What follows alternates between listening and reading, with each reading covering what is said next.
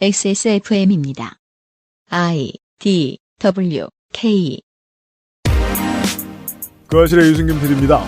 정권이 열심히 하는 일은 두 가지의 동력을 갖습니다. 하나는 원래 하고 싶던 일, 또 하나는 지지율에 도움이 되는 일. 윤석열 정부로 말할 것 같으면 지지율에 도움이 되는 일은 노동조합 마녀사냥, 원래 하고 싶던 일은 민영화 되겠습니다. 23년 5월 세 번째 주 애증의 정치 클럽의 이야기입니다.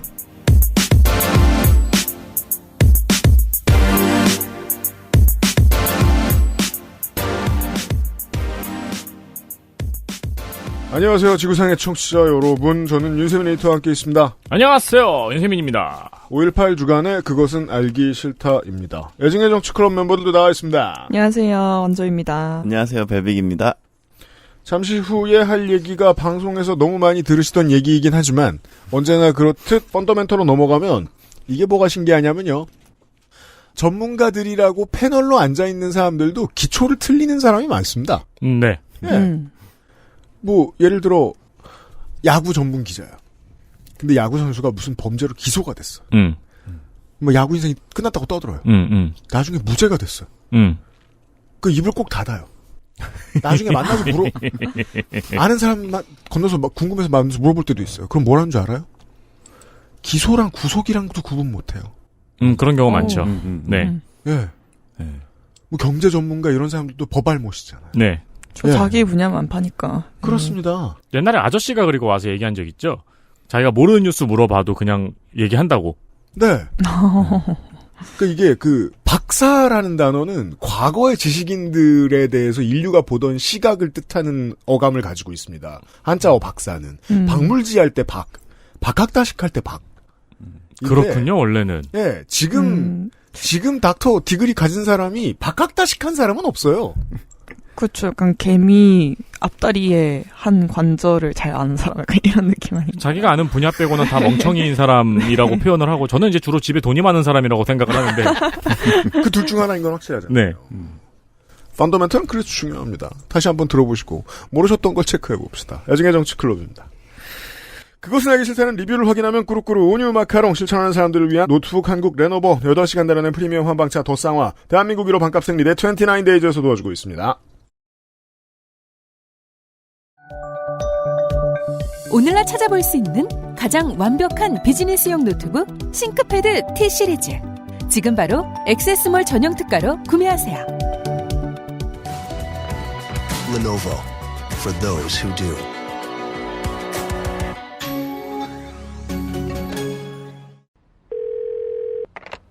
지금 어디야? 너네 집 앞.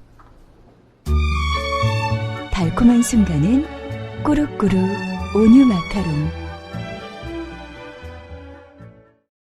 아직도 생리대 유목민? 어떤 생리대를 써야 할지 불안하신가요? 100% 유기농, 발암물질 유해 성분 불검출. 어떠한 피부에도 자극 없이 안전하게. 무화학 수압 가공. 100% 국내 생산. 믿을 수 있는 생리대. 소중한 사람들, 소중한 당신에겐 29데이즈 유기농 리얼 코튼 울트라 슬림. 29데이즈 광고. 합리적인 가격, 다양한 라인업, 중형, 대형, 오버나이트, 드림핏, 입는 생리대. 소재로는 유기농 코튼까지 준비가 되어 있습니다. 드림핏 잘 나갑니다. 거침없는 29데이즈의 질주에 늘 많은 성원을 보내주셔서 감사드립니다. 피디님이 효과를 가장 크게 본 기업이라고 할 수 있어요. 등장하자마자 망할 거라고. 네. 반드시 망할 거라고. 6년간 망할 거라고 했는데. 세상을 우습게 보지 말라고. 네. 기부까지 한다고. 그렇습니다. 망할 거라고 했는데 이럴 수가 쑥쑥 성장해서 처음에는 상품이 하나밖에 없었던 걸로 기억해요. 네. 근데 이렇게 다양한 라인업까지 갖추고 기부도 여전히 하고 있죠? 네. 한 10년 버티면 국내 1%가 쓸지도 모르겠어요. 그렇습니다. 네. 여전히 많은 분들이 사랑해 주셔서 감사드립니다. 앞으로도 29데이즈에 많은 성원 부탁드려요. 액세스몰에서 만나시는 게 쉽고 빠릅니다. 그리고 29데이즈 홈페이지에서는 정기 배송도 하고 있죠. 그럼요.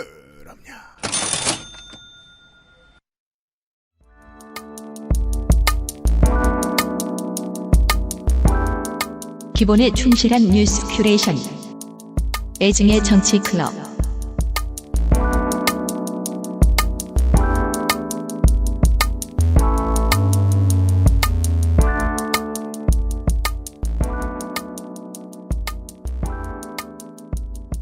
하나하나 다시 훑겠습니다. 애증의 정치클럽입니다. 왜냐? 기초적인 이런 질문. 우리가 신문을 봤는데 신문에서 하는 얘기가 지금 돌아가는 세상을 다 보여주고 있느냐? 충격적인 경험을 했습니다. 지난 주말에. 궁금해서 일요일에 이제 PDF 지면 신문들을 쭉 봤는데 그 돈 내볼 수 있지 않아요? 예. 한겨레 정도를 제외하면 일면에 그러니까 10만 명이 넘는 간호사가 거리에 쏟아져 나온 이 국제 간호사의 날 집회가 안 다뤄졌더라고요. 맞아요. 네. 자, 민주당 지지자들이 검찰개혁을 외치고 윤석열 대통령 퇴진을 외치면서 모이는 집회도 매주 규모는 큽니다.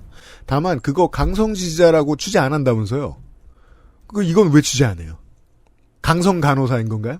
강성 간호사는 되게 무섭다. 막 병원에서 간식 몰래 먹으면 엄청 혼낼 것 같은.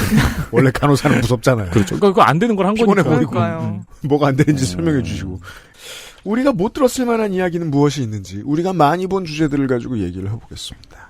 첫 번째는 건조 에디터가 민영화 얘기를 많이 하고 싶다고 했었습니다. 지난번에.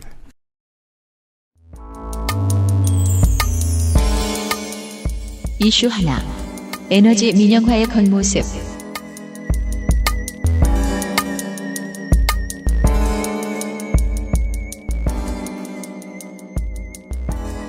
네, 제가 감히 진짜 후회했어요. 말해놓고. 너무 제가 모르는 공부해야 되는 게 많아가지고. 이게 첫 발이에요. 왜냐면 그 사업에서 내가 모르는 게 있을 것 같다는 걱정이 계속 들죠. 네. 이게 재밌는 거예요. 첫 장을 여는 게 얼마나 재밌는지가 저널리즘의 저는 기본이라고 생각해요. 왜냐하면 이걸 한번 하고 나죠? 그러면 끝도 없거든요. 그러니까 그게 사실 우리가 기억하고 있는 헤쳐먹는 논리였잖아요. 네. 네. 그들이 헤쳐먹는 방법을 이해하기가 너무 어려워서.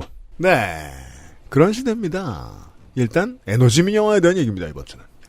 네. 제가 이걸 선정한 이유가 트위터에 뭐만 하면은 민영화 덮으려고 이런다라는 게 계속 나왔어요. 그래서 제가 트위터 비공개 계정으로 온갖 정치 성향의 계정들을 팔로우하는 데가 하나 있거든요. 네. 원래 팔로우용으로 비계를 파죠. 네. 그렇죠. 그렇죠. 네. 그리고 뭐 덕질용 계정 따로 있고. 그렇습니다. 아무튼 네. 그래서 민영화 대체 뭐길래 사람들이 이렇게 얘기를 하나. 심지어 그 얼마 전에 로제 강동원 열애설이 떴을 때, 이거 민영화 덮으려고 하는 거다. 맞아. 네. 엄청 돌았어요. 맞아요. 네. 특히나 정치에 관심이 없으신 분들이 더 많이 그런 말씀을 하신 게 강동원 씨의 캐릭터 때문이었다면서요. 맞아요. 네, 이 사람은 연예인하고 사는 사람이 아니다. 라면서 이건 이상한 뉴스다. 네, 이걸 지금 이렇게 분명히 의도가 있어. 이런 느낌이었는데. 네. 옛날에는 연예인 음주 사고 같은 거 나면은 꼭 그런 얘기 맞아요. 있었어요. 네네네. 네. 근데 이게 뭐 트위터만 그랬던 게 아니고 트위터는 또 아무래도 이제 진보적이고 정부 비판적인 성향의 분들이 좀 많으시잖아요. 네. 근데 그냥 네이버 뉴스 댓글도 비슷했어요, 반응이. 주로 편향된 데를 보시네요. 네, 그러게 말이에요. 네. 참 문제인데 다 이제 민영화하면 죽는다. 우리도 일본처럼 전기요금 폭탄 맞는다. 뭐 그런 얘기입니다. 근데 네이버 댓글에도 그런 식으로 쓰여져 있어요. 네이버 댓글의 성향이 세월이 흘러서 바뀌었네요. 바뀌었죠. 이 흐름에 대해서는 우리 태초의 고생물학자 덕질인이 잘 알고 있는데, 네, 예, 그 최초의 그 댓글 공작을 파헤쳤던. 그렇죠. 아니 간단한 논리이잖아요. 저쪽의 동력이 꺼지면 댓글은 다시 파랗게 될 수밖에 없어요. 가장 부드러운 스토리는 이거잖아요. 김관진이 왜 돌아왔겠습니까? 그렇지 않으면 이쪽의 우호적인 댓글만으로 배댓이 나올 수가 없거든요. 분위기상. 근데 또 이게 그 민영화라는 이슈의 특성도 있는 것 같은 게 대체로 이제 일반 시민이면은 민영화에 찬성하는 사람은 많이 없잖아요. 특히 한국에서는. 네. 이제 그렇게 여론의 반발이 이 정도로 꾸준한 정책도 별로 없는 것 같은데. 맞습니다. 그런데 민영화는 에너지 민영화는 정권에 관계없이 늘 국정과제 리스트에 올라와 있었어요. 그래서 이번 정부에서 맞습니다. 유독 대놓고 좀 추진을 해서 좀 놀란 거지 처음 듣는 얘기는 아니잖아요. 맞아요. 네. 그런데 이게 이 정부에서는 안 했을 것 같다라고 생각되는 데에서도 꾸준히 계속 은밀하게 야금야금 추진이 되어 왔더라고요. 건조 에디터의 인생 전체. 네. 한국은 계속 민영화를 했습니다. 그렇습니다. 그렇죠. 네. 그래서 뭐 이건 지금 민주당도 마찬가지더라고요. 뒤에 자세히 말씀을 드리겠지만 이제 이재명 대표가 이제 민영화 방지법을 자기 1호 법안으로 내놓았는데 근데 본인 대선 공약이 민영화였어요. 사실상은. 네. 그것도 잠시 후에 소개해드릴 거예요. 그래서 이제 제가 민영화를 주제로 잡고 조사를 하면서 가지게 된 질문이 이렇습니다. 이제 기업가 아니면 다 싫어할 정책을 왜 모든 정부가 추진을 해온 걸까? 그냥 기업 배부르게 하려고라고 말하는 건 너무 간단하잖아요. 그것만으로 이렇게까지는 하지 않을 것 같다라는 저의 남아있는 신뢰가 일단 있었고 네. 뭐 그런 것도 없진 않겠지만 그게 전부라면 너무 화가 나잖아요. 그래서 맞습니다. 정부가 어떤 계산을 하고 있길래 이럴까를 한번 찾아보는 목표를 잡았습니다. 네. 네. 히스토리를 봅시다. 그렇습니다. 네, 에너지 민영화가 본격적으로 논의된 게 이제 IMF 이후에요. 전력 산업의 경우에 1999년에 발전 경쟁, 도매 경쟁, 소매 경쟁 이렇게 3단계로 민영화 로드맵을 발표를 했었습니다. 그리고 같은 해에 가스 산업에서는 한국가스공사 분할 매각 시도가 있었어요. 이걸 뭐 설비를 하는 쪽이랑 수입을 하는 쪽이랑 나눠가지고 어디는 아예 민영화를 하고 하나만 뭐 정부 걸로 남긴다 이런 식이었거든요. 네네. 집안 살림을 챙기는 많은 분들은 우리나라 가스 산업이 완전히 민영화됐다고 착각하시는 분들도 있습니다. 네, 그렇죠. 그렇진 않습니다. 여전히 주체는 가공이고 다만 이제 민간이 가스비 낼 때 너무나 많은 저 허접한 회사들과 상대해야 될 뿐입니다. 네. 그렇죠. 그러다가 2002년에 철도 발전 가스 노동자 공동파업으로 전기 가스 민영화 시도는 중단이 됐습니다. 그래서 이거를 뭐 하나의 커다란 승리 뭐 이런 식으로 네, 노동신문 쪽에서는 얘기하더라고요. 저 얼마 전에 주유하러 SK 주유소에 갔는데 사장님이 유공조끼를 입고 있는 거예요. 네. 그렇죠. 아직도. 그렇죠. 그거 하나만큼은 20, 30대는 모르는 거. 그러니까요. 그거 약간 탐나더라고요. 뭐지? 석유공사가 거의 모든 이제 민간 판매까지 다 관할했었다는 사실을 모르죠. 그렇죠. 네. 그리고 SK가 유공을 먹을 때 유공이 몇십 배가 더 컸죠. 그렇죠. 유공 코끼리 축구단이 넘어갈 때. 네네. 네. 네, 그런데 이제 발전과 가스 수입 부문에서는 민간 진출이 허용이 계속 됐어요. 아까 말씀하신 그 가스는 민영화가 됐다라고 생각하시는 이유가 이것 때문인데 네. 현재 발전은 30% 그리고 천연가스 수입은 20%를 민간에서 담당을 하고 있습니다. 근데 이게 지난 20년간 꾸준히 비중이 는 수치고요. 네. 발전 같은 경우에는 뭐 2002년에는 한 자릿수 정도였는데 막 한 2% 뭐 이랬는데 지금 30%. 그때 문을 처음 열었거든요. 네. 네, 그리고 가스 직수입자 등록 요건도 이명박 박근혜 정부를 거치면서 완화가 됐습니다. 그렇습니다. 네. IMF가 요구했던 많은 것들을 국민의 정부는 이제 독을 삼킨다는 기분으로 했고 그 뒤에 들어왔던 보수 정부 9년은 이것에 대를 잇는 과정이었습니다. 네, 그래서 현 정부에서도 하고 있는데요. 네. 이제 전기 판매 시장 개방, 송배전 사업 민간 참여, 그리고 전력망 투자 시장 민간 개방 등을 추진하고 있습니다. 이 말들이 참 어려워요. 네, 딱딱하죠. 그래서 이게 아까 제가 3단계로 그 로드맵이 있었다고 말씀을 드렸잖아요. 이거 잘 못 하시는구나. 뭐요? 전력망 이런 거. 전력망. 아유, 반가워라. 반가우세요? 이상하네요. 표정이 굳으셨네요. 왜냐면 경기 남부어와 TK어의 공통점을 찾은 거 아니에요? 지금 전력망. 실령님. 실령. 네, 그래서 아무튼 3단계가 있었는데 그 발전 도매 소매에서 지금 제가 언급한 것들 판매 시장 개방 이런 것들은 소매 경쟁에 해당하는 거예요. 그렇게 볼 수 있습니다. 네, 거의 이제 마지막 단계를 한다고 보시면 되는 거죠. 그래서 이게 인수위 때부터 계속 국정과제로 언급이 됐습니다. 네, 그리고 가스 분야에서는 지금 LNG 도매 시장 민간 개방이 추진 중이거든요. 근데 이게 노무현 정부와 이명박 정부가 추진을 했다가 너무 반발이 심해서 못했는데요. 이제 민간 LNG 수입사가 공공발전소랑 도시가스사에 가스 판매를 할 수 있게 하는 거예요. 맞습니다. 지금 수입은 할 수 있지만 판매는 안 되잖아요. 그리고 이에 더해서 가스공사와 가스 배관 사업을 분리를 하고 가스 비축 의무를 민간과 나누는 안도 검토 중입니다. 이것도 네. 되게 복잡해 보이지만 결론적으로는 되게 가스공사가 하고 있는 일을 세분화해서 그걸 민간이 할 수 있게 좀 나눠주는 거죠. 민간이 참여할 수 있는 영역을 늘리는 처음에 거죠. 반대할 때도 이거였습니다. 아니 수입도 까공이 하고 비축도 까공이 한다. 가장 중요한 모든 인프라를 그 공기업이 다 해놓은 다음에 민간 판매하고 수수료 받는 일만 민영한테 푼다? 이게 뭐가 좋은 일이냐라는 게 노조의 반대 이유였고 결국 그렇게 됐고요. 인프라는 전부 다 나라에서 해주고 그거 갖다 파는 것만 민간이 하는 게 네. 그렇습니다. 그렇죠. 이제 전기는 좀 다른 게 이제 배전망을 만드는 것도 민간에 좀 맡기자라는 게 지금 나오는 얘기예요. 네네. 송전망 건설이 너무 어려우니까. 근데 뭐 그 어려운 이유도 사실 뭐 기술이 없고 뭐 돈이 없고 이래서라기보다는 그 과정이 너무 복잡해서 라고 보는 게 많더라고요. 주민 민원이 너무 많고. 네. 그래서 대표적인 이런 민영화 찬성 근거는 공기업 부패 척결. 공기업 부패 척결. 네. 독점 해소. 독점 해소. 네. 야, 구경을 독점이라고 표현하는 게 맞나요? 그러게 말이에요. 자, 우리는 펀더멘털 시간이니까 예외 상황 제가 알고 있는 한 가지만 말씀드릴게요. 구경이 되어야만 하는 사업이 갑자기 경쟁이 필요해지는 사업으로 둔갑되는 경우가 있습니다. 성격이 바뀌는 경우가 있습니다. 기술 발전에 따라서. 대표적인 게 통신입니다. 그렇죠. 네. 우리가 영원히 전화선만 가지고 붙들고 살았는데 5G까지 편안하게 넘어올 리가 없잖아요. 그래서 5G를 개발하고 그 계약을 체결할 수 있는 사람들에게 인프라까지 다 해줘.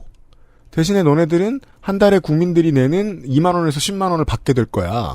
정도의 경쟁을 붙이고 이 문제에 대한 제약을 너무 빨리 풀고 쉽게 대기업들을 당시엔 대기업이 아니었죠. 쉽게 중견기업들을 끌어들여서 우리나라는 ADSL과 ISDN으로 넘어가는 속도가 좀 빨랐죠. 예. 이렇게 되는 경우도 있습니다. 근데 그래도 약간 저는 종종 국영통신사가 하나는 있어야 된다고 생각을 하긴 하거든요. 네. 네. 그런데 가스가, 전기가 그럴까?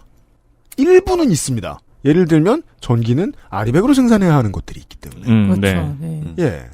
근데 그건 현재까지만 해도 아주 작은 범위고 심지어 이번 정부는 그걸 원하지도 않거든요. 맞아요. 여전히 이상합니다. 네. 네, 아리백 얘기는 이따가 좀 더 하게 될 것 같은데요. 일단 민영화 찬성 근거를 계속 보면 그 공기업 부패 척결, 독점 해소, 그리고 경쟁을 통한 서비스 질 개선. 경쟁을 통한 서비스 질 개선. 네, 앞에랑 연결되는 거죠. 공기업이 분폐돼서 제대로 서비스를 안 한다. 그렇죠. 네, 근데 이제 시장 경쟁을 하면은 각자 고객을 모으기 위해서 잘 할 거다. 그래서 효율성이 증가할 거고 공기업의 적자가 해소될 거다. 공기업이 없으니까. 네, 그렇죠. 네. 배고파 죽어. 네, 그리고 효율성 경영도 이것도 당연할 수밖에 없는 게 공사는 구조 조정을 자유롭게 못 하잖아요. 네. 사기업은 할 수 있으니까 당연히 인력을 감축하면서 더 뽑아 먹을 수 있으니까 효율적이겠죠. 네. 그러니까 이 공허함은 한국인들은 이해하는 문제입니다. 그 자식이 배가 고프면 자식이 없으면 어떨까? 그렇죠. 예. 너무 이해했어요. 그럼 배고픈 자식이 없어지게 돼요?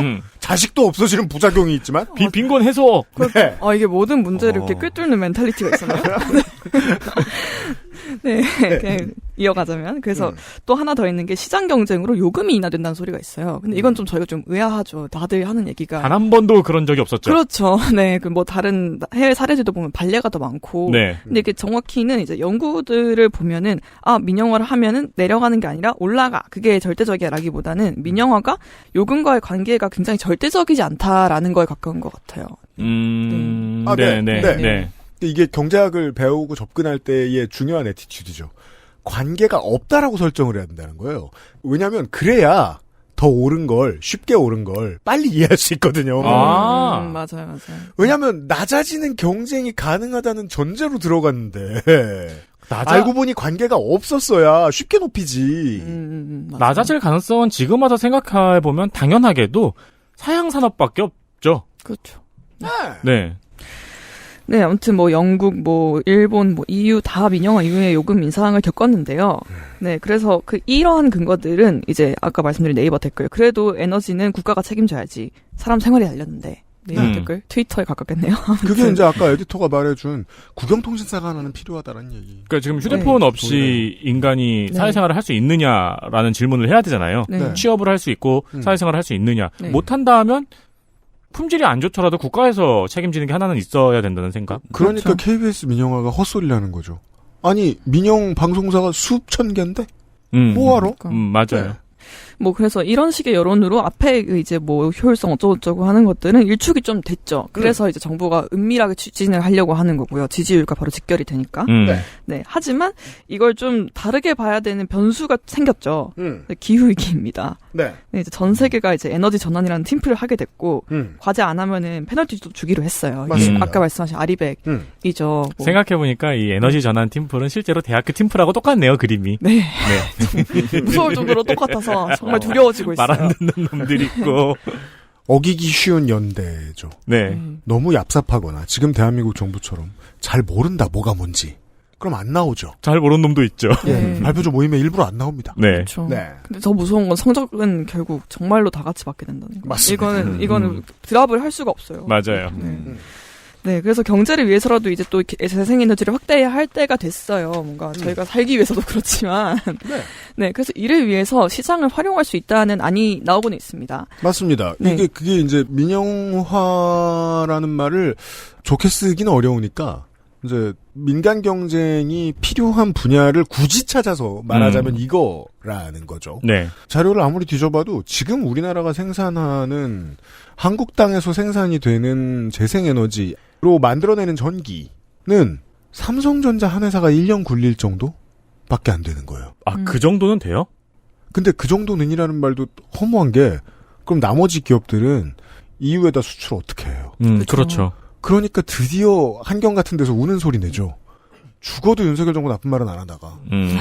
맞아요. 큰일 났다 이제. 네. 어떡하냐. 한 지난주부터인가 그 아리백 뭐 발등에 불 떨어서 이런 기사 되게 경제지에서 많이 나오더라고요. 요즘 경제지가 조금 혼란스러워하는 게 네. 그동안에 이제 공식이 보수 정권과 기업의 이해관계가 맞아떨어진다는 게 그동안의 공식이었고 그래서 일하기가 쉬웠는데 네. 이번 정부는 아니죠. 이번 정부는 뭐 대중국 무역도 그렇고 아니어가지고 그렇죠. 그리고 또 재생에너지 특성상 좀 플레이어들을 다양하게 하는 게 효과적이다라는 얘기도 있어요. 그 에너지를 맞습니다. 진짜로 전환을 하는데 새 기술이 계속해서 나오고 있고요. 약간 네. 재활용 시장하고 비슷한 느낌이 있네요. 그것도 그렇고 이게 또 지리적 요건의 영향을 너무 많이 받잖아요.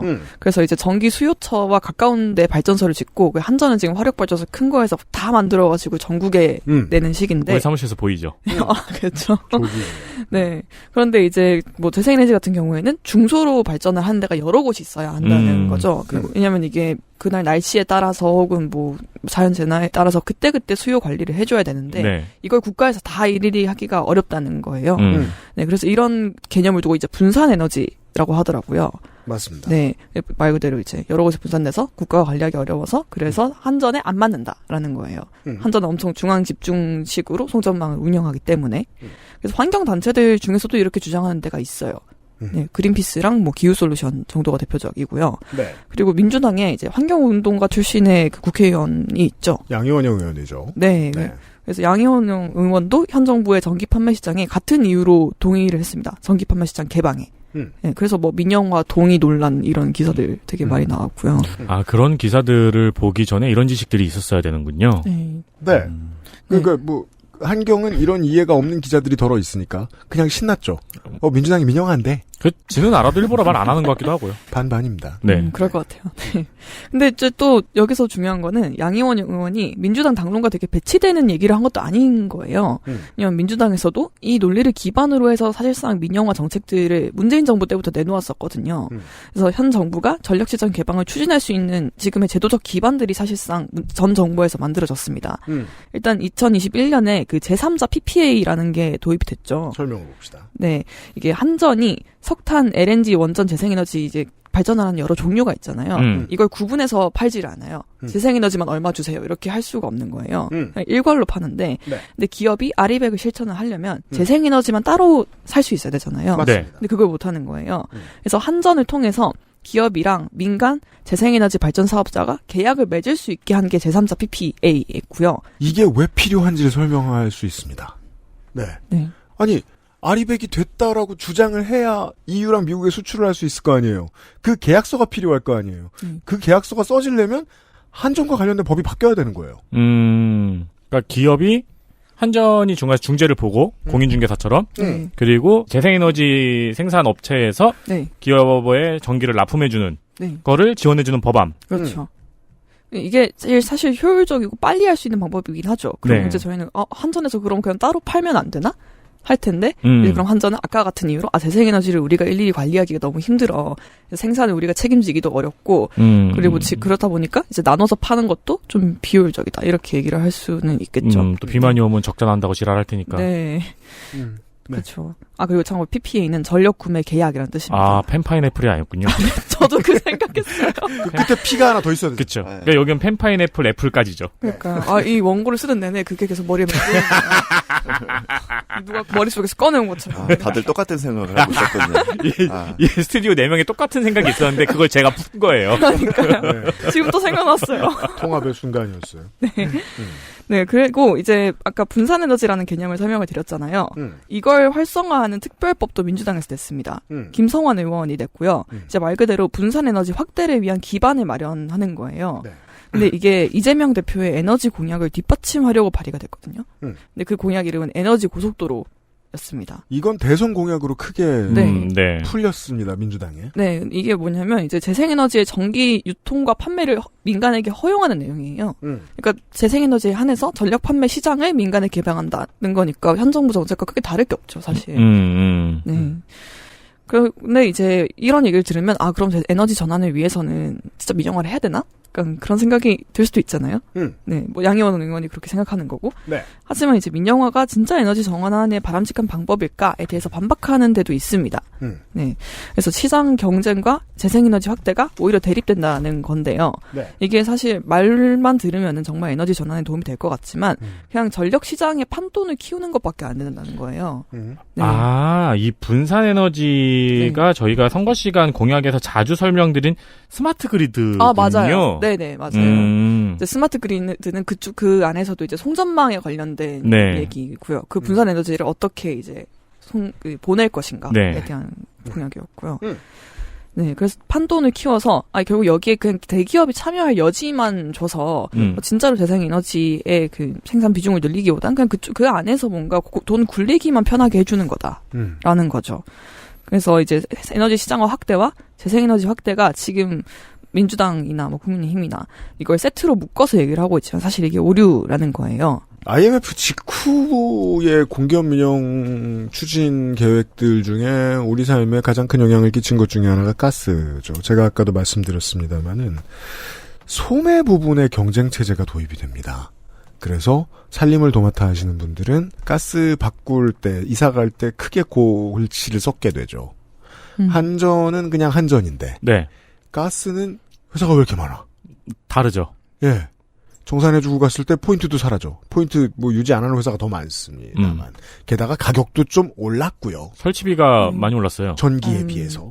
자, 이 제3자 PPA를 아리백을 실천하기 위해서 하는 케이스는 어떤 차이가 있냐면, 자, 뭐 지붕 위에 뭐 태양광 패널이 막 우르르 있다거나 아니면은 민간이 뭐 해상풍력 개발 같은 것을 하기로 했다라고 했을 때 얘네들이 설비를 만들고 유지하는 기술을 만들어내는 것까지는 경영에서는 그냥 이노베이션의 측면으로 봅니다.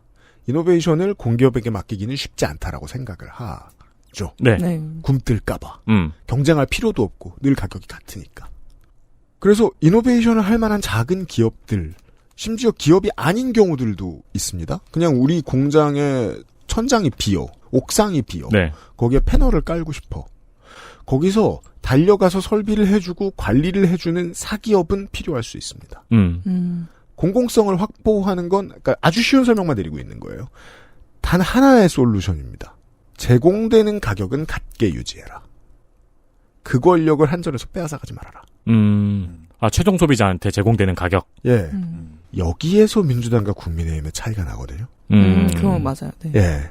지금 저 에너지 고속도로와 관련된 문제에서 민주당한테 가장 아쉬운 지점은 그겁니다. 그 차이를 역설하지 않아요.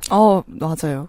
네. 그만큼 능력 있는 의원실이 없거나 아니면 양이원영 의원실의 보좌관들이 그게 역설하는 걸 필요하다고 할 만큼 영감님을 설득해야 할 능력이 없었거나 양이원영 의원이 그 필요성에 비해 너무 무능하거나 이 중에 하나는 분명히 섞여 있어요. 이 차이는 중요합니다. 민간이 경쟁을 할 필요가 있는 부분은 보통 기술 혁신인데 그걸 공영이 하겠다고 하면 안 돼요. 그걸 민간에게 개방했다고 했을 때 그것만 그런 거고 가격을 결정할 권력은 여전히 공공에게 있으며 민간 기업이 담합을 하게 가스처럼 일본의 수도 가스 전철처럼 하진 않습니다. 라는 얘기를 했어야 돼요. 좀 그 얘기를 장희원영 의원 그 블로그에 뭐 전문가 불러가지고 뭐 토론하는 그런 게 있거든요. 네. 거기에서 언급이 되고 기사에서 안 됐더라고요. 그러니까 아까 말씀하신 것처럼 그렇게 재생에너지를 뭐만 한해서 개방을 한다라고 한다면은 그 가격은 그래도 조정을 할 수 있게 완전히 독립된 그 감시 기구를 만들자. 네. 네, 그 실제로 일본이 그렇게 지금 하고 있거든요. 네. 물론 그럼에도 불구하고 요금이 그만큼 올랐지만. 네. 그 사람들은 원래 개방해 놓은 게 네, 크니까. 그렇죠. 네. 그리고 뭐 그 텍사스 뭐 사태 이런 걸 얘기를 하면서도 그때 맞아요. 정전이 돼가지고 엄청나게 요금이 많이 나왔다 이런 네. 얘기 나왔잖아요. 이런 사태가 일어났었는데, 근데 이 사태가 일어난 게 그 민간 사업은 결국 기후 재난에 그렇게 대비해서 뭔가 사업 구조를 짤 생각이 없다. 그러니까 그걸 할 수 있도록 감시하는 기구를 만들면 된다라는 얘기를 그 전문가분이 나와서 하셨거든요. 지금의 재생에너지 설비를 운용하고 만들고 설치하는 민간 기업들이 꽤 있거든요. 적지는 않습니다. 이 기업들 같은 경우에는 한전이 갑이에요. 한전의 눈치를 어마어마하게 봅니다. 계약이 25년 정도 계약을 해요. 근데 그 계약 기간 동안에 자기들이 설비를 망가뜨리면 잘못 운영하면 얼마든지 페널티를 받거나 사업권을 잃어버릴 가능성을 가지고 있거든요. 이 정도의 민간 경쟁은 모든 관공서가 다 하는 거예요. 이 정도를 얘기했는데 이걸 잘 설명 안 하니까 문재인 정부 마지막에 그린 뉴딜에 대해서 거창하게 발표를 했을 때 이게 잘 설명이 안 돼 있으니까 시사평론가들이 코웃음을 친 거예요. 이게 이명박 때랑 뭐가 다르냐. 뭐가 다른지 설명을 잘 못했습니다. 네. 그럼 정부에서도 설명이 미진한 부분이 있었다고 평도 해야겠네요. 나쁜 평이 필요합니다. 네. 이해가 부족했으니까요. 네. 그렇죠. 그러니까 결국 둘 다 공공성을 지키고 있지 않은 게 아니냐라는 생각이 저도 조사를 하면서 드는 거죠. 그런 PR을 안 하니까. 네. 그래서 뭐 결국 정치권이 이렇게 민영화를 꾸준히 추진해 온 거는 이 설명을 할 필요를 못 느꼈거나 혹은 문제를 해결하는 게 가장 편한 방법을 찾다 보니까 그런 게 아닐까라는 게 이제 제가 내린 결론이거든요. 분명 이 중에 하나일 겁니다. 네. 에너지 둘러싼 문제는 너무 많죠. 적자도 문제는 문제고, 탄소 중립도 해야 되고, 근데 그러려면 수요도 줄여야 되는 게 사실은 맞잖아요. 네. 그러다 보면 요금도 다시 재고할 수 있는 거고, 근데 민간 에너지 기업들을 또 완전히 버려둘 수는 없어요. 근데 지지율도 신경 써야 돼요. 맞아요. 그러니까 이 모든 걸 한꺼번에 해결을 하려고 할 때 공공성이 기준이 되어야 되는 건데, 마치 공공성을 확보해야 한다가 같은 층위로 약간 취급이 되는 것 같아요. 현 정부에서는. 마치 당근을 할 때 내가 이 물건을 가지고 있음으로써 생기는 문제를 우선시할 것인가, 이 물건과 나와의 추억을 우선시할 것인가의 갈등 같은 거군요. 그렇죠. 네. 그래서 그냥 그러면은 일단 공공성 버려. 그냥 그 다음에 다른 문제를 해결하자. 이렇게 생각을 해버리니까 그게 아닌 건데 추억을 생각해야 되는 건데. 그쵸. 우리는 추억을 우선시했으면 좋겠는데. 그렇죠. 네. 그러다 보니까 이제 재생에너지 확대가 공익을 위해 가장 우선시 되어야 되고 뭐 그러려면 민영화가 가장 효과적이다. 이거를 만약에 진짜 설득을 했다면은 지금이랑 반응은 다르지 않았을까 싶기는 해요. 네. 그렇게 생각합니다. 네. 그런데 지금 사람들은 민영화라는 단어만 들어도 우리 다 죽는다 이렇게 겁에 질리잖아요. 저는 그것도 바람직하진 않은 것 같거든요. 사실 그런 식의 이해면은 순식간에 역전이 될 수 있기 때문에. 네. 그 논리의 부족함이 어느 순간 드러날 수도 있기 때문에. 네, 그렇죠. 그래서 일단 민간의 손을 뻗어놓고 여론을 수습하려는 목적으로 민영화는 아니다라고 말을 해요, 또. 네. 이번 정부는 특히 그렇습니다. 네, 뭐, 전력시장 개방을 그냥 주체를 다양하게 할 뿐이지, 그게 매각은 아니기 때문에 민영화는 아니다. 이런 식으로 설명을 하거든요. 그런데 이제 민영화라는 게 뭔가 운영의 방식에 있어서, 뭔가 정말 공공성을 가장 우선시하는가가 이제 민영화의 여부라는 거, 또 얘기도 있고 매각 말고 다양한 방식으로 그러면 민영화가 이루어질 수 있는 거잖아요. 그럼 아까 말한 그 다양한 민간 주체의 참여 혹은 뭐 기준 혹은 한전을 그대로 두더라도 수익성을 가장 최우선의 가치로 두는 거 이것도 민영화와 다를 바가 없는 게 되잖아요. 그렇죠. 네. 그런데 뭔가 그냥 민영화는 아니다라고 말만 하는 거는 너무 고민이 얕은 티가 난다. 라는 생각이 들었고요. 고집만 센 친구랑 싸울 때 그런 수법을 자주 쓰죠. 예를 들어 시간 약속에 늦었다고 뭐라 그러면 애시당초 약속이라는 게 뭔데? 라는 식으로 이제 항변을 하려 하죠. 그렇죠. 민영화가 뭔데? 라고 우리한테 묻는 거죠. 정부에서. 그렇죠. 네. 그래서 심지어 민영화는 이러이러한 거니까 너네도 포함되는 거 아니야? 라고 말을 했더니 답변이 없어요. 그거에 대해서. 네. 그래서 참 답답한 상황입니다. 네. 이 얕은 고민의 층위가 정부마다 서로 살짝 다른데 저는 이게 제일 재미있습니다. 예를 들어 국민의 정부의 케이스에서는요. 사실상 IMF가 일부 그 국가 권력을 내놓으라고 한 것과 다를 바 없는 요구를 하고 갔단 말이에요. 결국 나라의 빚을 탕감할 수 있는 주체는 국가밖에 없으니까 국가가 그때 가지고 있던 국부를 민간에 미친 듯이 내놓는 수밖에 없었습니다. 어느 정부가 들어와도 그걸 했을 겁니다. 그래서 그때 풀어놓았을 때 지금 에너지로 얘기할 것 같으면 가스공사의 경험이 생깁니다. 한국인들에게. 소매업을 내놓으니까 같은 가스를 쓰는데 가격이 올랐잖아요. 그렇죠. 하고 그리고 서비스는 아직도 안 좋습니다. 지금 실제로 민간에 우리가 사용료 내고 매달 이거 하는 것 중에 결제를 할 때도 그렇고 서비스 받을 때도 그렇고 제일 불편한 게 가스일걸요? 아무리 봐도. 맞아요. 예, 정비도 상당히 허접하고. 걔만 관리비에 포함이 안 돼 있잖아요. 예, 이 디테일 보자고요. 제가 아까 말씀드린 아리백의 문제는 설비를 누가 어떻게 하고 에너지를 어디서 끌어오고 그 대가로 관리비를 얼마를 받고 이 정도의 문제란 말이에요. 이건 최종 소비자한테 가서 닿지 않습니다. 기업한테 가서 닿겠죠. 네. 아리백 계약을 해야 되니까. 기업 빼고 최종적으로 내가 에어컨 켜고 컴퓨터 켜는 내가 고민할 일이 아니에요. 왜? 소매 분야는 공공이거든요. 근데 지금 정부가 하고 싶은 건 소매 분야를 까공처럼 열고 싶은 것 같단 말이에요. 왜냐하면 이건 여러분 다 다음 주쯤에 엄청 자세히 다룰 텐데요. 네. 언제 나오는 전조냐? 어떤 기업들에게 알짜배기 사업을 내주기로 하고 찜을 다 해놓고 그 다음에 여론을 만질 때 하는 짓이에요. 지금 하는 짓. 뭐? 한전의 적자가 누적됐다. 네, 맞아요. 왜? 한전 적자 왜 누적됐습니까? 성과급 때문에. 천연가스랑 석유 가격 때문이잖아요. 실제로 제일 표가 많이 일치하는 건 그거거든요. 네. 성과급이요? 아니 펀드 운용사 사람들 연봉 얘기 못 들어보셨습니까? 그 사람들 이번에 다 털렸는데 내려갔을까요? 이게 사회 문제라고 말하나요? 전 그렇게 보지 않습니다.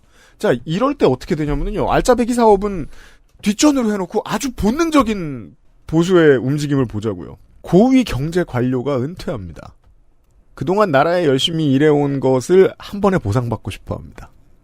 보통 이제 고문 자리. 네. 뭐 이런 자리들이 기다리고 있습니다. 연봉이 어마어마합니다. 하는 건 없고. 어떤 일의 대가죠. 그 일의 대가는 IMF 이후 지난 20년간 국영산업이나 국가의 재산을 얼마나 사익으로 돌렸는가가 척도였습니다. 이명박 정부 때 자원외교 실패로 이제 그 석유공사가 엄청나게 부채가 쌓이죠.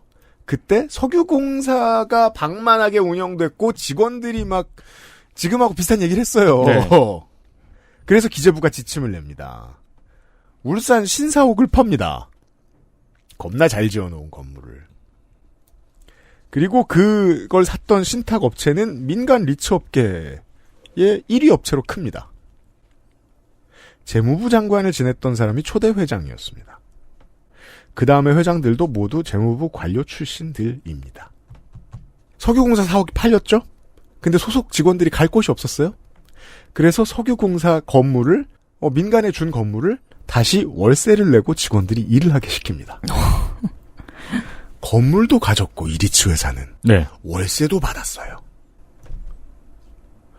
그 이후로 15년간 580억 원 정도의 손해를 국가가 보게 됐다고 하죠.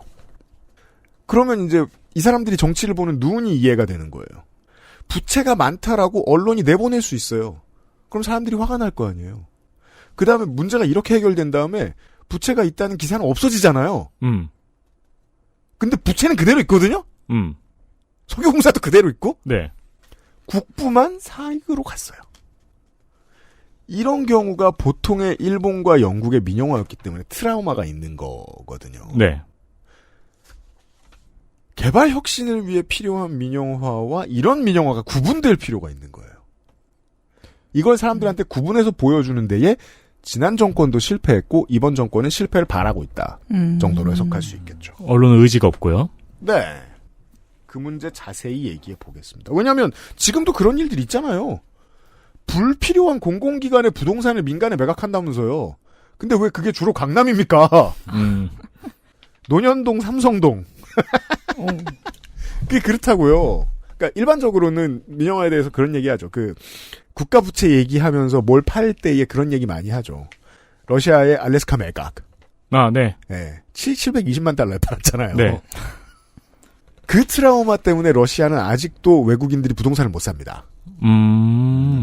거기서 석유가 나왔죠. 네.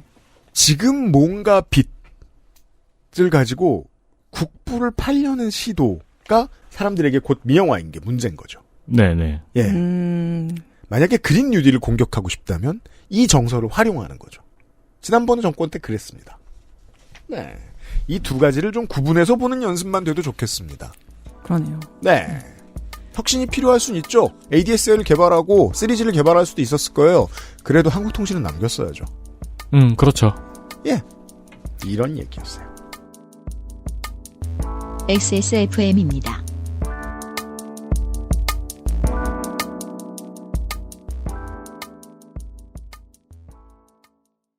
아직도 생리대 유목민? 어떤 생리대를 써야 할지 불안하신가요? 100% 유기농, 발암물질 유해 성분 불검출. 어떠한 피부에도 자극 없이 안전하게. 무화학 수압 가공. 100% 국내 생산. 믿을 수 있는 생리대. 소중한 사람들, 소중한 당신에겐 29데이즈 유기농 리얼 코튼 울트라 슬림. 8시간 정성껏 다려낸 현대인에 맞춘 프리미엄 한방차 더 쌍화.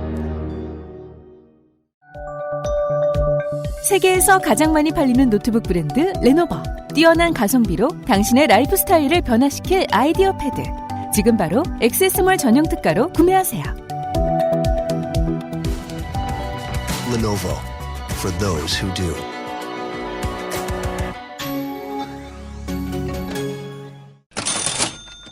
공기업이 노트북을 만들 수는 없습니다. 그렇습니다. 여기가 바로 혁신이 필요한 부분이죠.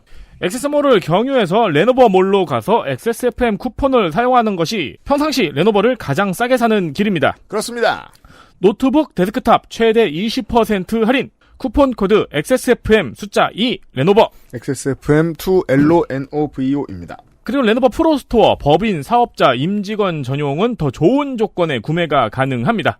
만약에 이제 그 회사에서 아니면 사업자를 냈는데 랩탑이 필요하다 하면은 한번 그쪽으로 트라이 해볼 것을 추천을 드리고요. 네. 가정의 달에 랩탑이 필요하다면 선택은 레노버입니다. 물론 노트북도 중요합니다만 요즘은 되게 다양한 이유로 저가의 태블릿을 많이 구매하십니다. 맞습니다. 레노버가 요즘 그것 때문에 난리가 났습니다. 잘 팔려가지고.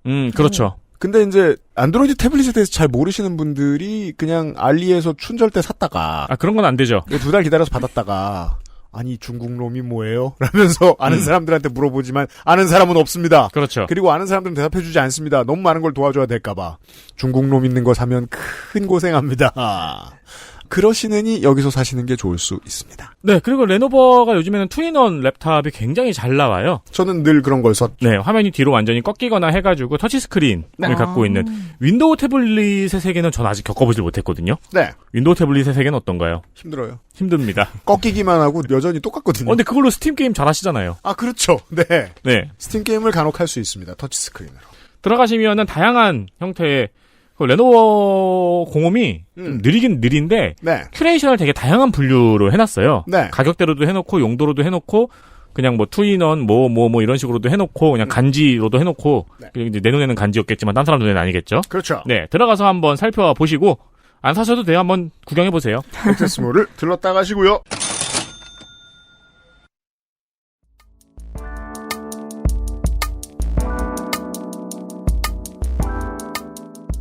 지지난주는 메이데이였습니다.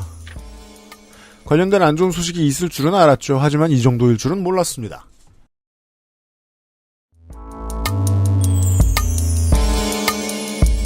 이슈 둘. 노조 혐오와 희생.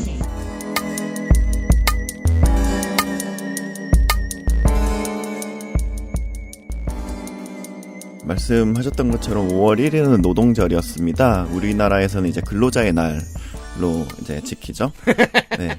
그죠? 네. 이게 지금 20, 30대들도 어릴 때부터 그 단어를 들으니까 그냥 그 단어 그대로 쓰더라고요. 그 단어가 나쁘다는 건 아닌데. 네. 네. 사실 외국에서 온 사람들은 좀 궁금해할 거예요. 여기는 왜 이렇게 불러요? 라고요.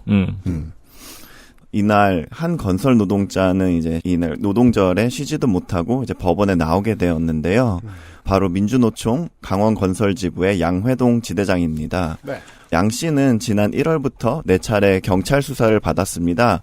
그리고 4월 26일에는 구속영장이 신청이 되어서 5월 1일 이날 노동절이 영장 실질 심사가 예정되어 있던 날이었습니다. 그렇습니다. 하지만 이분은 법원에 도착해서 억울함을 호소하면서 잔디밭에서 자신의 몸에 불을 붙이게 됐어요. 그리고 다음날 사망하셨습니다. 네.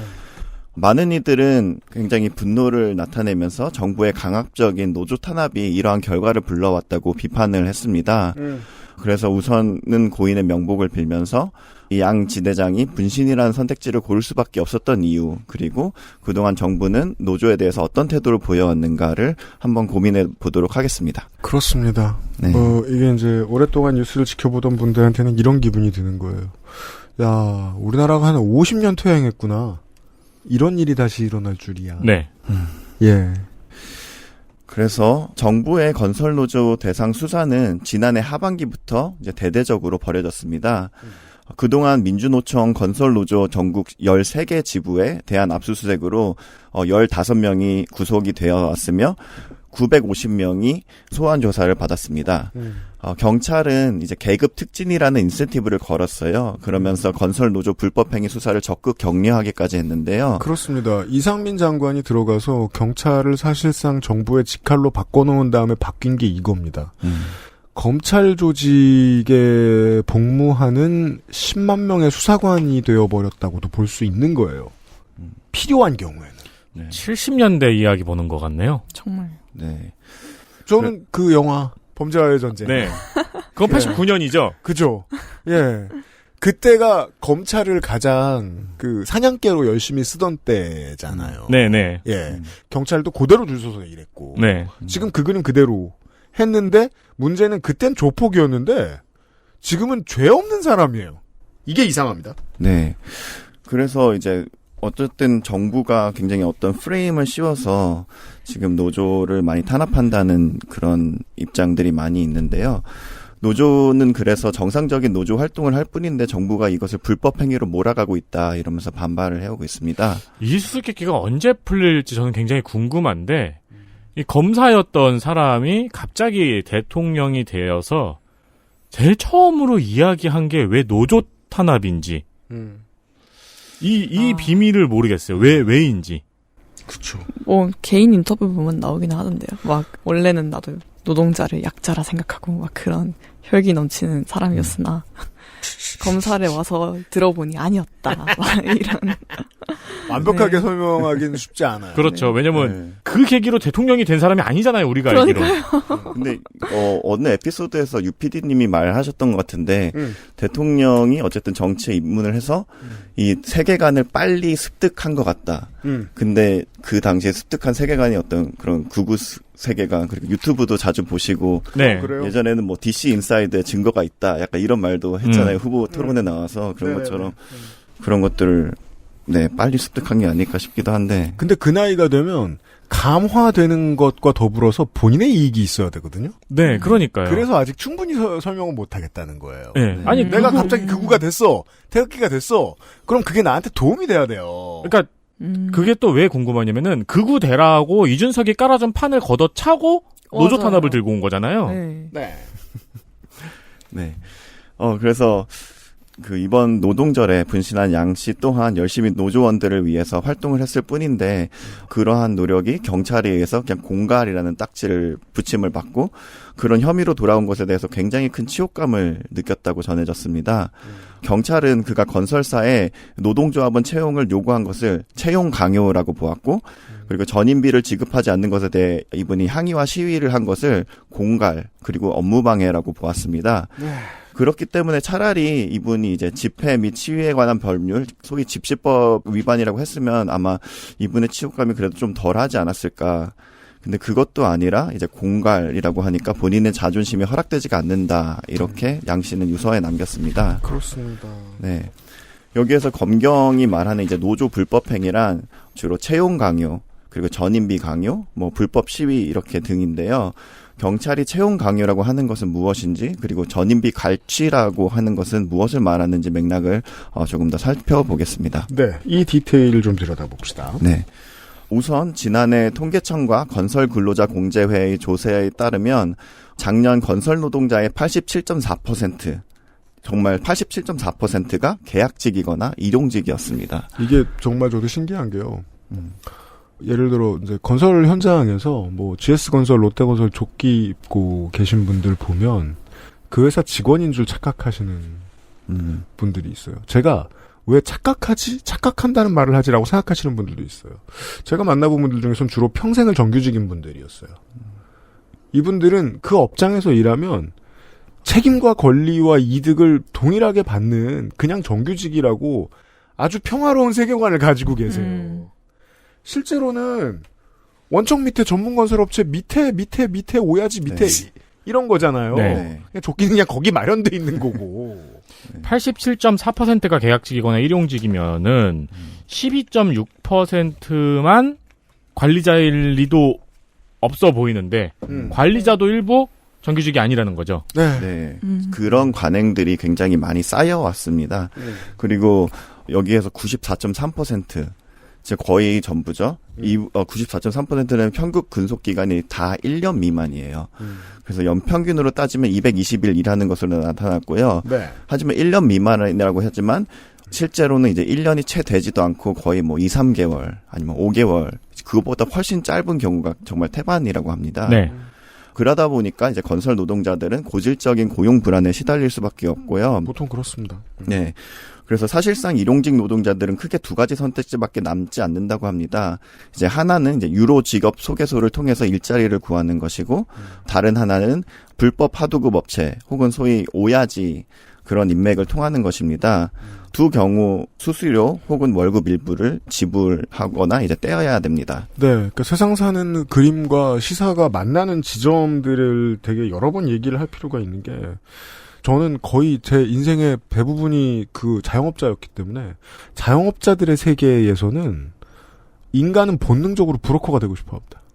그러니까 내가 필드에서 일하는 최종 이건 것만 노동이라고 오해해요. 10대 때는. 근데 실제로는 그 사람들이 노동을 하게 두고 나는 소개비를 받는 일을 하고 싶어하는 사람들이 되게 많습니다. 인간은 본능적으로 소개소가 되고 싶어합니다. 예를 들어 뭐 이제 음악을 오랫동안 해가지고 이 사람이 성공했어요. 곡도 잘 썼어요.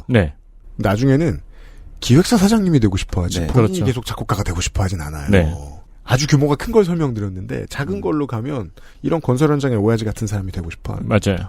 자기 손에 벽돌을 안 묻히고 소개비를 받을 수 있게 되거든요. 자영업자가 많을수록 이런 사람들도 많습니다. 그래서 사실 정말 정부가 뭐 이렇게 프레임을 씌우지만 그 실제 현장에 굉장히 그런 불법적인 어떤 문제들이 심각하다고 해요. 이제 건설 실제 조폭들도 가담하는 경우도 많고. 하지만 여기 지금 정부가 타깃하는 거는 정말 합법적으로 이런 문제를 오히려 해결하기 위해서 활동하는 노조인데요. 그렇기 때문에 이런 여러 가지 문제점이 있기 때문에 노동조합이 이제 들어와서 건설업체와 이제 노동자 간의 다리가 되어서 교섭을 하는 것입니다. 그래서 공공성을 가진 에이전시.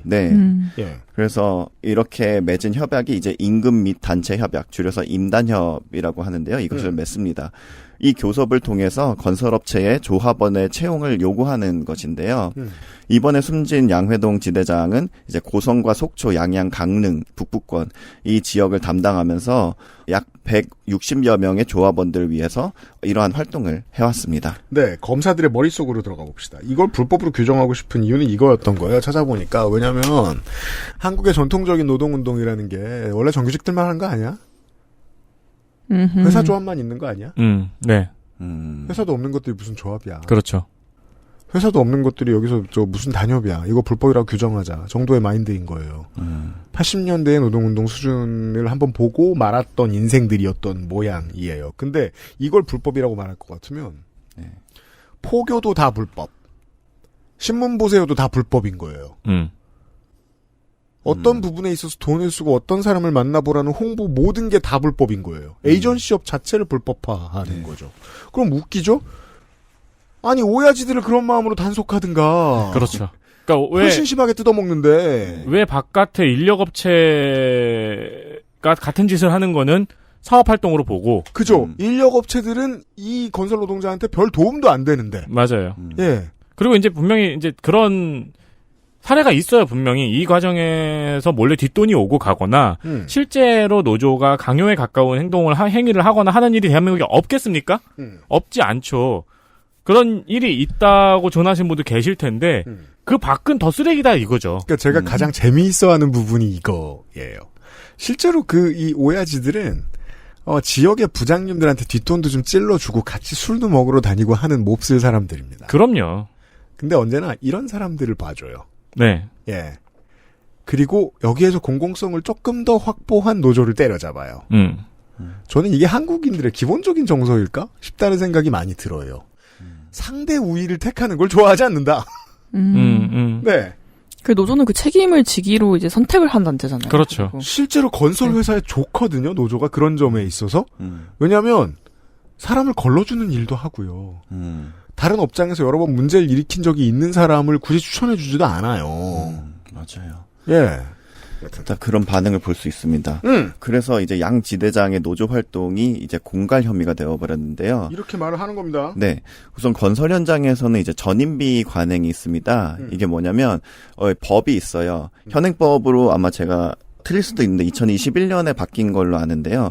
이제 조합원이 99인 이하의 노동조합의 전임자라면, 즉 이제 근로 현장에서 일을 안 하고 사실상 노동조합의 일만 하는 그런 사람이라면 현행법상으로 연 2,000시간의 유급 노동시간 면제를 보장받습니다. 이거를 타임오프 제도라고 하는데요. 이런 제도 없는 나라 드뭅니다. 저희 방송의 노조지회장님들 나올 때마다 유피디님이 물어보는 첫 인사죠. 전임 되셨냐고. 왜냐하면 노조의 업무도 노동인데 네. 노동자들을 위한 노동인데 그렇죠. 실제로는 일을 하고 있는 거잖아요. 그렇죠. 네네네. 그렇습니다. 하지만 이를 보장받으려면 최소 연 단위의 계약을 맺어야 되는데 아까 말씀드렸던 것처럼 애초에 연 단위 계약이란 거는 매우 드뭅니다. 건설 현장에서는 그럴 수밖에 없습니다. 네. 그래서 나온 관행이 이제 타임오프 대신에 월 한 40시간에 해당하는 전임비를 지급하는 것입니다. 이 또한 노사 간의 협의를 기반으로 합니다. 그동안 고용노동부에서도 이러한 방식을 문제 삼은 적은 없다고 노조 관계자들은 밝힙니다. 전임비가 월에 이틀? 한 4일 정도 급여밖에 안 되네요?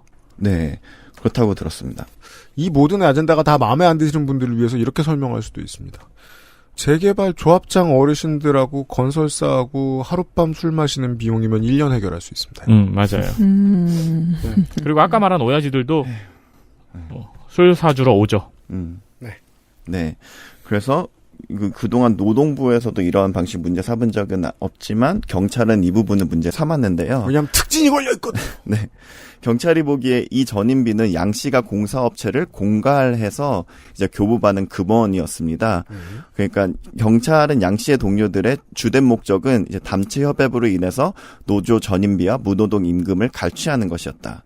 이렇게 말했습니다. 경찰의 주장입니다. 네. 그렇다면 무엇을 공갈이라고 하는 것일까요?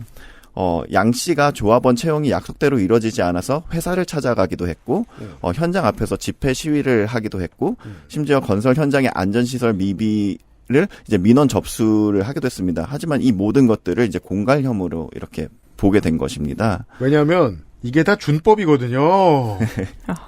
그래서 공갈이라는 단어로 대체합니다. 네. 상대방이 위협을 느꼈거든요. 그렇습니다. 근데 여기에서 정말 큰 반전이 있습니다. 네, 양 씨의 피해자로 적시된 네 업체가 있는데요. 이 가운데 두 업체의 현장 소장들이 양 씨를 위해서 탄원서를 써줬습니다. 예, 노조 전임자를 도와줄 리 없는 사람들인데. 네, 그래서 전혜원 기자의 취재에 따르면 이 중 한 명이 통화해서 이렇게 말했다고 합니다. 솔직히 양회동 씨가 잘못한 건 없다. 전임비도 저희 현장에서는 아무 문제 없이 지급을 했다. 노조 간부로서 팀장 급여를 받았을 뿐인데 관례상 저희뿐 아니라 대한민국의 모든 건설 현장이 노조 간부에게 팀장 급여를 다 지급해왔다. 이럴만 하니까 한 건데 네. 지금 정부의 검찰은 이 정도 비용을 아껴주는 대가로 이 사람들을 때려잡아 주기로 한 겁니다. 이상해요. 무슨 이득이 됐을까요? 네. 그래서 이렇게 적시된 피해자 뿐만 아니라 다른 건설업체 15곳의 현장 소장들 또한 양 씨를 위해서 탄원서를 썼어요. 그래서 네, 현장 소장 입장에서도 이거 전혀 문제 없다는 거잖아요. 그렇습니다. 그래서 전혜원 기자는 이렇게 꼬집었는데요. 수사 과정에서 이런 노사 관계의 맥락은 완전히 지워져 버렸다. 네, 그렇게 맥락과 사람과 관계가 지워진 노사 법치주의만 남았을 뿐입니다. XSFM입니다. 첨가물을 더해 맛을 만들어내면 유통기한이 늘어나요.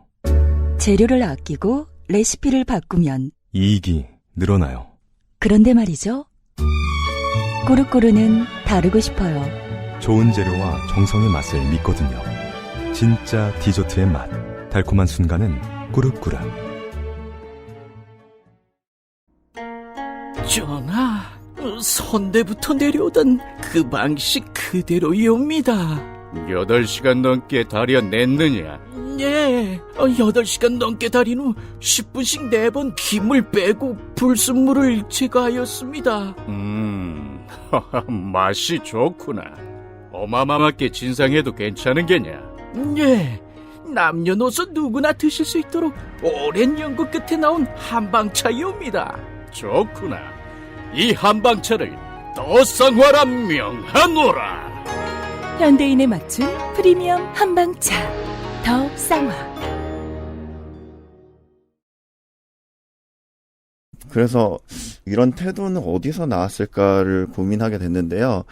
그동안에 이 윤석열 정부 대통령과 정부 관계자들이 노조를 다루던 태도에 대해서 한번 짚어보도록 하겠는데요. 개인적으로 그냥 크게 떠오르는 3가지 장면을 다시 보겠습니다. 우선은 이제 첫 번째로 화물연대 파업에 대한 강경 대응인데요. 이제 작년 11월 민주노총 화물연대가 안전운임, 일몰제, 영구 폐지 등을 요구하면서 파업에 돌입했습니다. 그러자 정부는 이는 국가 경제를 마비시키는 비상 상황이라고 정의를 했습니다. 이때부터 현실감이 날아가기 시작했어요. 내 현실감인지 대통령의 현실감인지 모르겠는데. 네. 의협이 파업을 할 때 뭐라고 할지 정말 궁금합니다. 그렇죠. 근데 의협이 파업까지 안 가겠죠, 이 정부에선. 이때 윤 대통령은 이것은 북한의 핵 위협과 마찬가지라 이렇게 말하기도 했고 범죄로부터 국민을 지켜야 한다는 등의 강경 발언을 계속 쏟아냈습니다. 이윽고 파업 개시 닷새 만에 사상 최초로 업무 개시 명령을 발동했습니다. 그래서 파업은 16일 만에 종료가 되었고요. 이때 제가 깜짝 놀랐던 게 이때를 기점으로 홍 시장도 입을 좀 다물었던 것 같아요. 그러네요. 네. 나는 그 사람보다 더한 사람이 현대 정치에서 나올 거라고는 생각을 못 했거든요. 네, 맞습니다. 네. 그리고 두 번째로 볼 장면은 회계장부 미제출 노조에 대한 과태료 부과입니다. 네. 지난 2월 고용노동부는 노조들의 회계 자료를 요청했는데요. 그중 63%가 제출을 거부했습니다. 왜냐하면 이미 정부 보조금 관련 회계는 노동부에 계속 보고를 하고 있고 조합비 회계는 조합원들에게 공개하고 있는데 너무나 과한 개입이 아니냐 이런 이유였습니다. 그러나 정부는 미제출 노조의 정부 지원금을 중단 및 환수하기로 결정했습니다. 이에 따라서 한국노총이 올해 정부 보조금 사업에서 배제되기도 했고요. 네, 짧게 정리해 주셨는데 어휘를 많이 수정할 필요가 있습니다. 일단은 자료는 이미 공개된 겁니다. 그렇죠. 네. 정부는 지들이 원하면 찾아볼 수 있습니다. 네. 근데 그걸 갖다 달라고 한 건 이게 무슨 마인드인가? 일본 동사무소 같은 건가? 팩스로 보내지 않지 않았느냐? 이런 건가? 대체 보고라는 절차는 무엇인가라는 철학적인 고민에 빠지게 됩니다. 네. 여기에서 한번 억지를 썼으면 알 수 있죠. 지들이 알 수 있는데 안 알려준 것처럼 언론에 얘기해야지. 그리고 기사 제목들 그렇게 썼잖아요. 네, 그 새끼들 돈 받고 있을 텐데 언론사에서 네. 정부 보조금 받아놓고 회계장부 미제출한 노조라고 썼잖아요. 그 두 장부가 다르다는 거 걔는 알고 있었을 거예요. 그렇죠. 네. 자, 일단 장부라는 단어를 이렇게 더럽혀놓고요. 더러운데 쓰고 그 다음이 지원금이죠. 네. 지원금이 무엇인지 이미 설명을 해드렸습니다. 당연히 채용 박람회하고 지방에서 채용 늘리는 이런저런 행사 같은 거 할 때 지방의 중견기업, 대기업과 노조가 다 필요합니다. 네. 그래서 보조금이 나갑니다. 지원금이 나갑니다. 이 지원금은 대부분 채용되는 사람한테 쓰이고 행사비로 쓰입니다. 저기엔 전임자 비용 조금 남아있겠죠. 그리고 그 돈도 보통 80%는 기업 겁니다. 네. 조금 남습니다. 조금 남는 거 노조 줘요. 실무 비용이죠. 그 사업에서 배제하겠다는 얘기 되겠습니다. 사실은 양대 노총에게는 어마어마한 금액적인 위협은 아닙니다. 왜냐하면 양대 노총은 조합비로 돌아가니까. 네. 다만 언론전에서 승리하기 좋죠. 이러면 이제 조합원들도 헷갈리는 거잖아요. 내가 조합비를 냈는데 저거를 장부가 불투명하다고? 이렇게 생각할 수도 있는 거잖아요. 네, 다들 그렇게 막 다 알고 있지는 않을 테니까. 네, 그러니까요. 그런 시그널링을 하는 거죠. 맞습니다. 꽤 머리 쓴 작품임을 알 수 있습니다. 네. 근데 또 사람들이 되게 의아하게 봤던 점은 그거였던 것 같아요. 그 정부 보조금 사업에서 배제된 게 한국노총이었다고. 그래서 지금 민주노총을 이미 적으로 돌리고 있는데 한국노총마저 이제 적으로 완전 돌리려고 하냐 약간 네. 그런 평가가 또 있었던 것 같은데요. 우리가 알기로는 현명한 방법이나 전통적인 방법이 아니죠. 네. 네. 그렇지만 괜찮아요. 네. MG노조가 있습니다. 맞습니다. 그렇게 부르지 네. 말라 그랬지. 네. 교섭력이 없는. 네. 네. 한국노총은 민주당 국민의힘과 모두 친하되 국민의힘과 조금 더 친하고 네. 경우에 따라 멀어지기도 하죠. 그러니까 기본적으로 누가 봐도 탄압이다라는 거는 같이 손을 잡는 편이죠. 예를 들어 이런 안정성을 선호한단 말이에요. 현 정부가. 영원히 함께할 파트너를 참 좋아해요. 그런 건 세상에 없는데. 근데 지금까지의 한나라당 계열 정당에게는 전경련 같은 단체가 있잖아요. 네. 노조에도 그런 영맹이 하나 있었으면 좋겠다라는 꿈이 있습니다. 오랫동안. 그래서 제3노총 한번 만들려 보려다가 개같이 멸망했던 이야기를 예전에 한번 드렸던 적이 있는데. 국민노조요. 네, 이명박 당시에 제3노총을 만들려다 실패했던 얘기. 지금도 사실 비슷한 시도하고 있는 거죠. 그때 한국노총은 잘 쓰이다 버려지는 경향이 있습니다. 네. 그리고 마지막 세 번째 장면을 한번 살펴볼 건데요. 이제 바로 대통령과 정부 관계자들의 건폭 저격인데요. 네. 지난 2월 국무회의에서 윤 대통령은 신조어를 만들어서 유행시켰습니다. 이른바 건설노조를 조폭에 빗댄 건폭이라는 표현입니다. 건설 현장에서 일부 노조원이 요구를 들어주지 않으면 폭력을 행사하고 건설비가 원래비라는 웃돈을 충분히 주지 않으면 태업을 일삼는다고 비판하면서 쓴 표현인데요. 건설 노조 측은 당연히 이제 이거는 노조를 악마화하는 혐오 표현이라면서 반발을 했습니다. 네, 근데 참 이게 이번 정부에 있어서 아까 전에 홍 시장 얘기를 하셨지만 이 대통령이 이렇게 세게 나오니까 주변에 이제 관계자들도 같이 강경한 발언을 계속 해나가는 것 같은데요. 그게 이제 두 가지 타입이 있죠. 이제 홍 시장처럼 옆에서 강경하게 나와도 자기 카리스마 잃지 않는 사람이 있고 옆에서 강경하게 나가면 은근슬쩍 발 맞추는 사람들이 있죠. 네. 이 원희룡 국토교통부 장관은 그런 연장선으로 오세훈 서울시장도 핵보유를 주장했었어요. 네, 맞습니다. 그렇네요. 네. 네, 그래서 이분들은 어떤 타입인지 한번 생각해봐도 좋을 것 같은데요. 원희룡 장관의 막말도 굉장히 만만치 않았습니다. 이제 페이스북에 민주노총을 두고 이제 대놓고 민폐노총이라는 표현을 썼습니다. 그리고 3월에는 이런 표현을 했는데 노조를 향해서 빨대 꽂는 기생충적인 행태를 보인다. 이렇게 말했어요. 그 와중에도 윤 대통령도 노조를 약찰집전이라고 표현했다고 고자질까지 했고요. 네. 그냥 악플러 같은데. 네. 그러니까 말이에요. 네.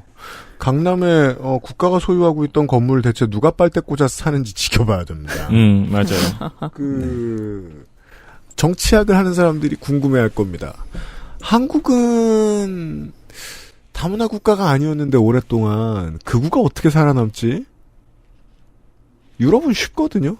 맞아요. 식민시대 당시에 본의 아니게 넘어온 사람, 거기 밖에 갈 데가 없어 넘어온 사람, 이런 사람들을 이 숫자가 많으니까 그 사람들 혐오하면 극우는 자리가 있어요. 표심을 얻을 수 있어요. 그러니까 국경이 열려 있는 데서 극우는 먹을 게 많죠. 네. 근데 한국은 어떻게 해야 되지? 뭐 앞으로는 이제 민족 구성이 더 다양해질 테니까 또 모르겠습니다. 뭐 그건 그거대로 다른 변수가 있습니다만 한국은 다른 걸 혐오하죠. 내부 혐오를 하죠. 안을 갈라요. 예. 네. 지역 혐오도 하고 성별 혐오도 하고 그 남은 거 뭐 있지? 그동안 다 해서 열심히 해가지고 대통령 됐는데 요거. 네. 노동조합 혐오. 네. 그리고 오세훈 서울시장도 있습니다. 이 두 분에 비하면 양반이긴 하지만 이제 5월 1일 노동절을 기념해서 이제 페이스북에 포스팅을 했어요. 제목은 노조다운 노조를 생각하며입니다. 지지난주 뉴스 아카이브였죠 네. 했군요.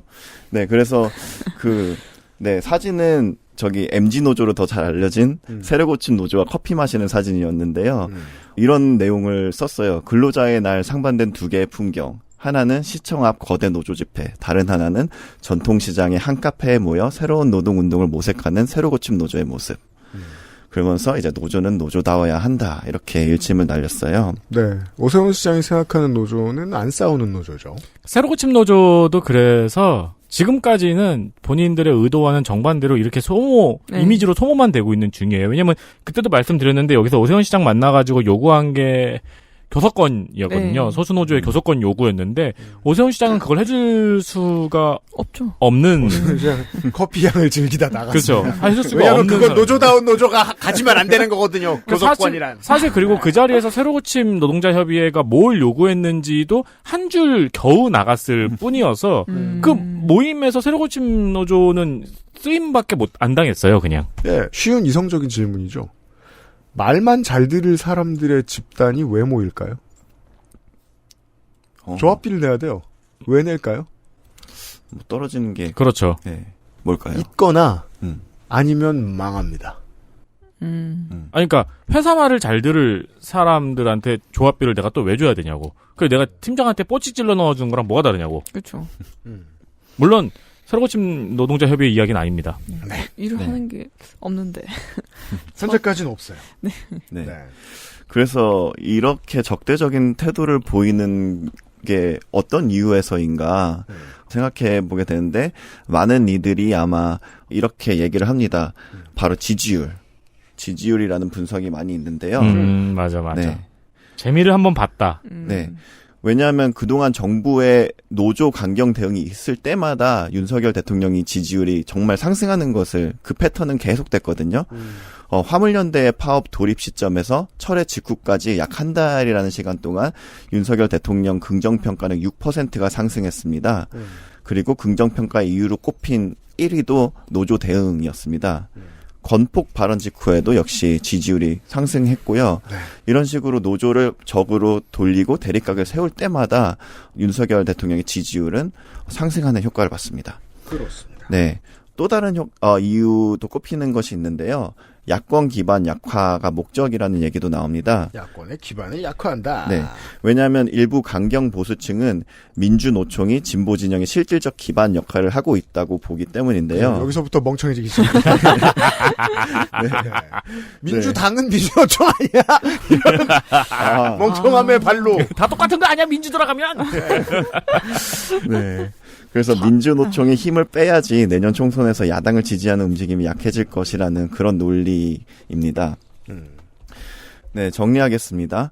노동계는 정부의 건폭몰이와 무리한 수사가 양회동 지대장을 극단으로 내몰았다고 말하면서 고인의 죽음에 대한 윤석열 대통령의 사과와 원희룡 국토교통부 장관의 해임을 요구하고 있습니다.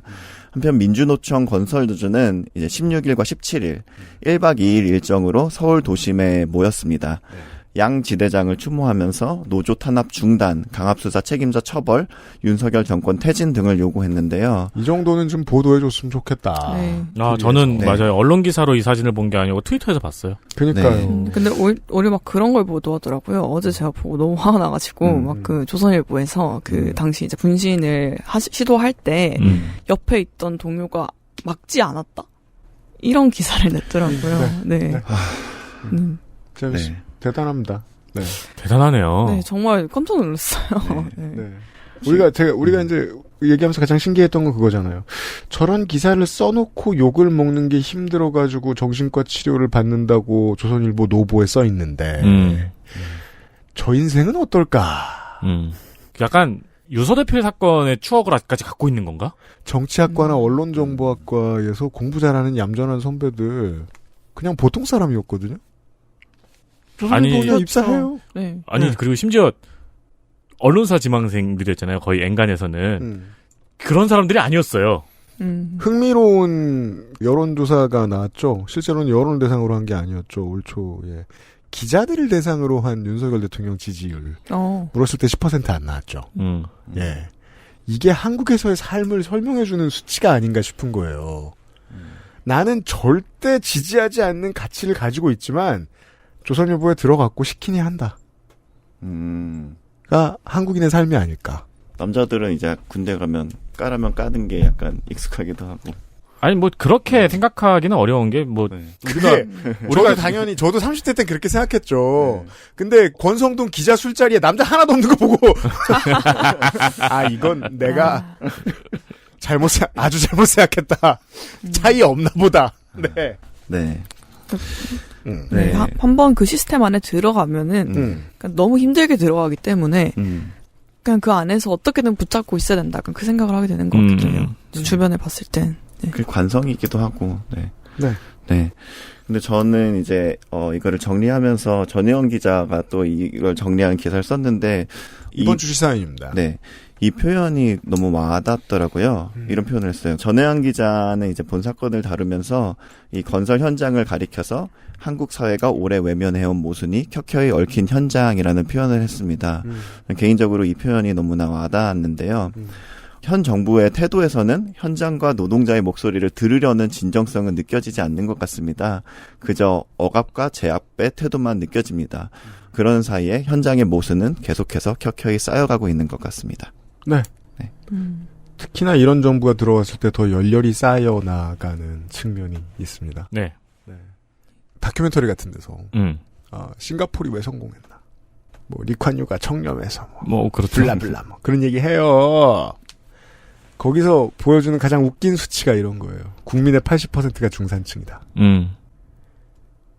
옛기 이 사람들아 외국인 노동자를 데리고 와가지고 계급사회 만들어놨다는 걸 고백하는 거 아니야. 한국이 싱가포르이 너무 부러운 지점이거든요. 계급사회를 만들고 싶은데 그러면 이런 문제들을 쌓아놓고 숨겨야죠. 네. 네. 그런 마음을 보여주는 장면입니다. 그리고 그 마음에는 동의해요. 생각보다 많은 시민들이.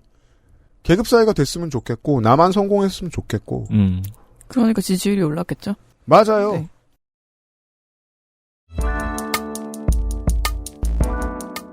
노조를 계속 때리는 데에는 적어도 이 사람들 내부에서는 아주 합리적인 이유가 있는 겁니다. 적어도 이것만큼은 알고 갔으면 좋겠습니다. 맞아요. 네. 네. 이런 얘기였어요. 내일 이 시간에 돌아오도록 하겠습니다. 애증의 정치 클럽으로요. 윤세민 에디터하고 유승균 PD였습니다. 안녕히 계십시오. 안녕히 계십시오. 감사합니다. 안녕히 계십시오. XSFM입니다. I, D, W, K